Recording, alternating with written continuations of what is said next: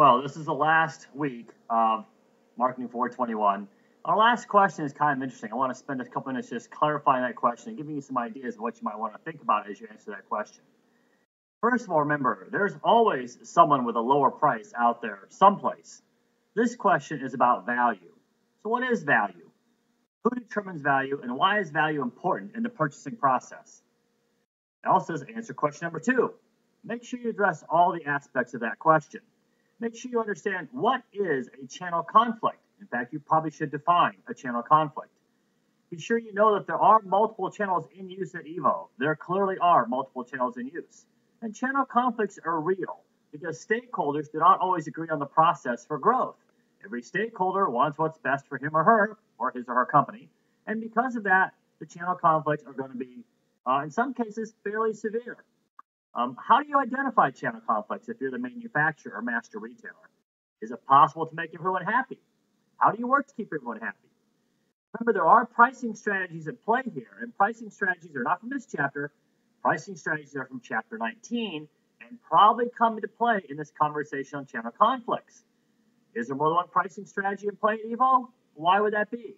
See, this question ties back to the first question because we're talking about convenience and consumer behavior, because those are part of value and part of why potential customers become actual customers. The third part of this question is about what type of products you think sell best on the internet and to what consumer profile. Well, there's an off-the-cuff response that many people will think is, well, everything sells on the internet. And that's true, but the question is about what sells best on the internet. It's true today, you can buy just about anything on the internet, legal or illegal. But that's very different from this question, which is what sells best. What makes a product good to sell on the internet? What makes a product not so good to sell on the internet? Does the target market of that particular product have an impact on whether it's a good or bad product to sell on the internet? Do you think this is going to change in the next 3 years or 5 years or 10 years or 30 years? Depending upon how you answer the question, you may want to tie in that the trends which have affected the current good and bad products, how will those affect the trends going forward? Next to last question deals about security.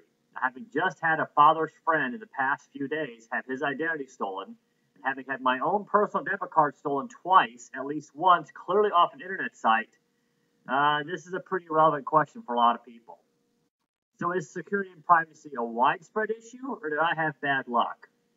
Will this always be an issue, this issue of privacy and security? And actually, privacy and security are not the same thing, so you'll probably need to identify and understand what those two different elements of internet action are, what those two different aspects of this problem are.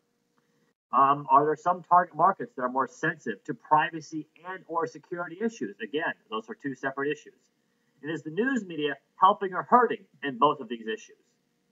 And the last, do these issues affect your own desire to shop online and whether or not you actually buy products on the internet? Now, this is an application question, and this entire question is actually kind of a capstone question for this course. So this question is asking you to integrate concepts from the entire chapter, from the entire book, into this particular question, which makes sense. It's really one of the last questions we're going to deal with in this particular course. So are there limits in your own use on the internet in determining what you will and will not buy? Are they based on product type or vendor type or some other element of security? There are many ways to tie this question together, and that's the process and goal of this particular question. Look forward to reading your answer soon. Thanks a lot.